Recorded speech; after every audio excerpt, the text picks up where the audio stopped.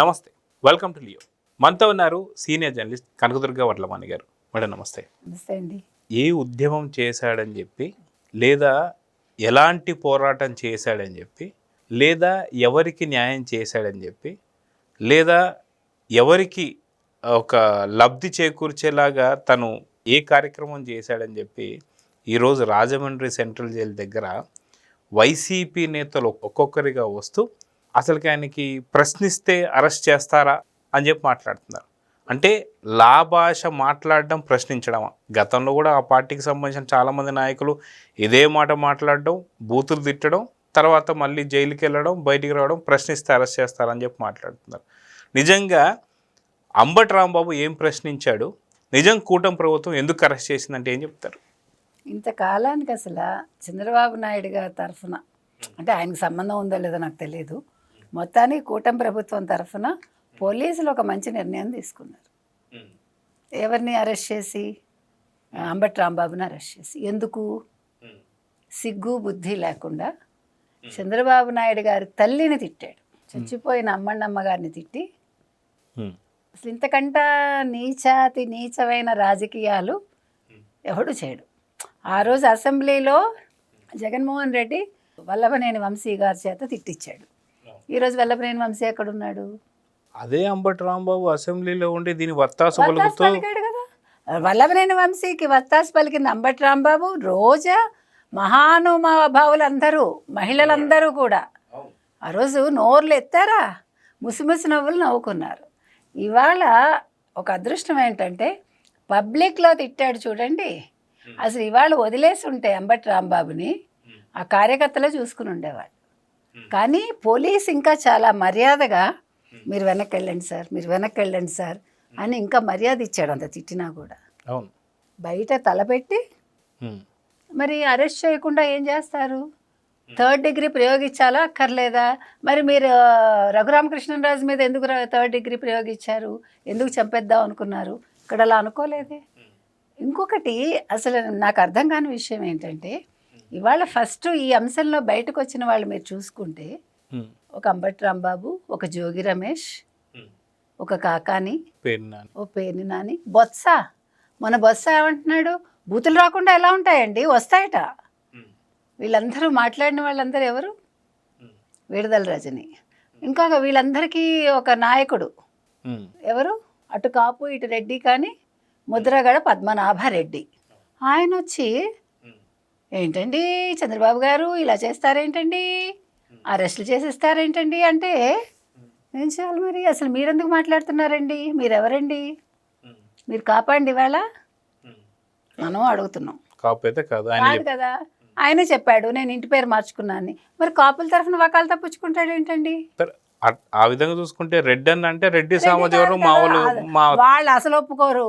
ఇంకా ఆయనకు అర్థం కావట్లేదు అసలు రెడ్ల గురించి. ఇంకా ఆయనకు అర్థం కావట్లేదు. ఇప్పుడు ఇక్కడ మీరు రెడ్డి అన్నారు కాబట్టి ఒక పాయింట్ అడుగుతాం మిమ్మల్ని.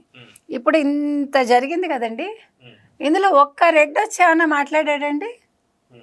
ఒక్క రెడ్డి సపోర్ట్ చేశాడండి అంబటి రాంబాబుని? ముందుగా ఎవడైనా వచ్చి మాట్లాడా? ఈ కాపులు ఎందుకంటే ముందుకు వచ్చేసి ఓ తెగ ఏమంటారు, గొంతు చించేసుకుని బూతులు మాట్లాడేసి పాపం ఎవరు జగన్మోహన్ రెడ్డి కళ్ళల్లో ఆనందం కోసం ఇంత బాధపడిపోతున్నారు. కానీ ఇప్పుడు మీరు ఇందాక అన్నట్టుగా అక్కడ ఏదైతే జైలు దగ్గర కూడా అసలు ఇప్పటిదాకా వీళ్ళు పార్టీలో ఉన్నారా, కొనసాగుతున్నారా, అసలు వీళ్ళు ఉన్నారని చెప్పి అనుకోలేదు, అంతా వెళ్ళిపోయారని చెప్పి అనుకున్న వాళ్ళందరూ కూడా కొత్త మొహాలు వచ్చి కనిపిస్తున్నాయి. కానీ ఆ వైసీపీ పార్టీకి సంబంధించినటువంటి ఒక జగన్మోహన్ రెడ్డి గారితో సహా మిగతా 10 మంది ఎమ్మెల్యేలు ఎక్కడ అని అడుగుతున్నారు ప్రజలందరూ. అంటే అసలు వాళ్ళు ఎప్పుడు రారు, గుర్తుపెట్టుకోండి. వాళ్ళు సేఫ్లో ఉంటారు. ఇప్పుడు వీళ్ళందరినీ బకరాలు చేశారనుకోండి, పోతే కాపులే పోతారు. ఏముంది? అది వీళ్ళకి అర్థం కావట్లేదు. వీళ్ళకి ఆ తత్వం బోధపడలేదు. జగన్మోహన్ రెడ్డి రెడ్లని సేఫ్ గార్డ్ చేస్తాడు, అది వీళ్ళకి అర్థం కాల. మీరు గతంలో ఇప్పుడు వల్లభనేని వంశీ ఎవడండి? రెడ్డా? కొడాలి నాని రెడ్డా?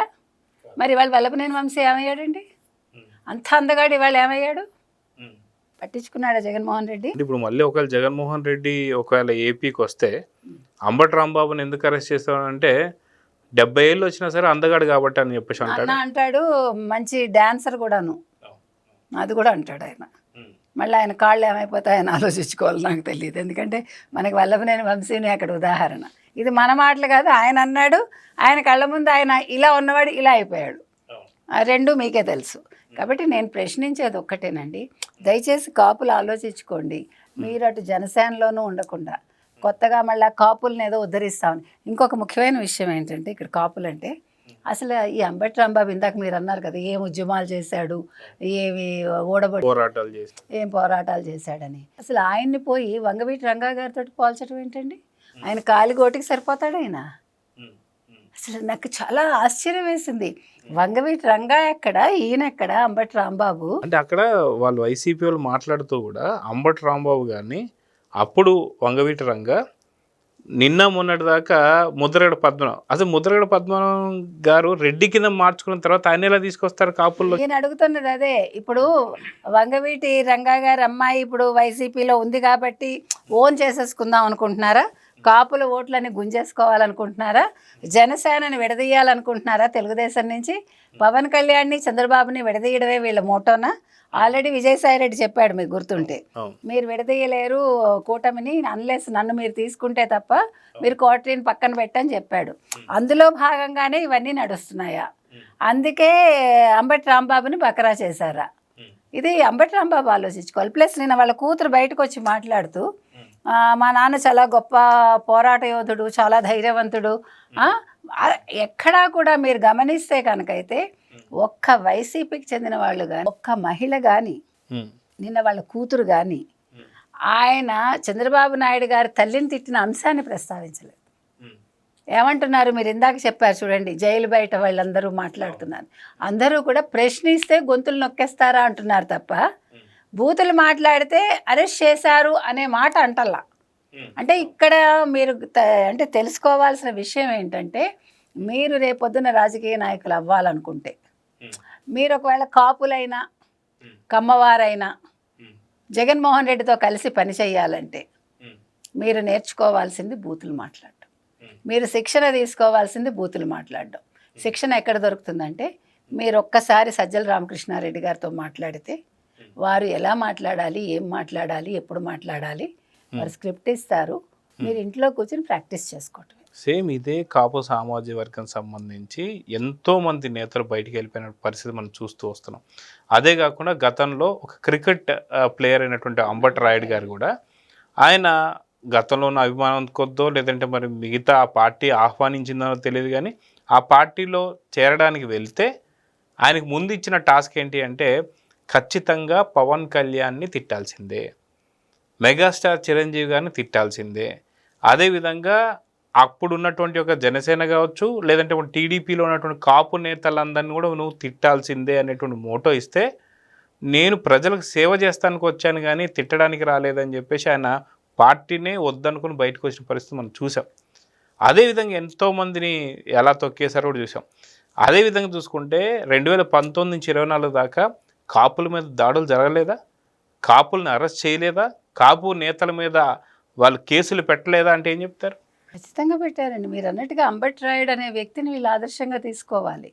ఎందుకంటే పార్టీలోకి వచ్చేది వాళ్ళు ప్రజలకు సేవ చేయడానికి, అవకాశం ఉంటే పదవులు పొందడానికి. అది ఎవడైనా అంతే కదండి, ఆశ ఎవరికైనా ఉంటుంది. కానీ వీళ్ళు ఇలాగా ఇది అమాయకత్వం అనుకోవాలా, అతి తెలివి అనుకోవాలా ఈ కాపు నేతలది అందరిదీను? వీళ్ళు ఎందుకు ఇట్లాగా సెలభాలు అయిపోతున్నారు, వీళ్ళు ఎందుకు ఆలోచించుకోవట్లేదు? ఇక్కడ మనం కాపులకు ఒకటే చెప్తున్నామండి, కాపులు చాలా తెలివైన వాళ్ళు ఆంధ్రప్రదేశ్లో. ఖచ్చితంగా ఆంధ్రప్రదేశ్నే కాదు ఎక్కడైనా. నేను ఆంధ్రప్రదేశ్ కాపులకు ప్రత్యేకంగా ఏం చెప్తున్నానంటే, దయచేసి మీలో గొప్ప గొప్ప టాలెంట్ ఉన్న వాళ్ళు ఉన్నారు, కళాకారులు ఉన్నారు, మీరు చాలా తెలివైన వాళ్ళు. 29 ఎన్నికలకి మిమ్మల్ని కాపుల్ని ఈ రకంగా బకరాలను చేసినందుకు, మిమ్మల్ని ఇబ్బంది పెట్టినందుకు ఇది గుర్తుపెట్టుకోండి. రేపొద్దున్న మీరు మీ జనసేనను మర్చిపోద్దు ఎవరు కూడా.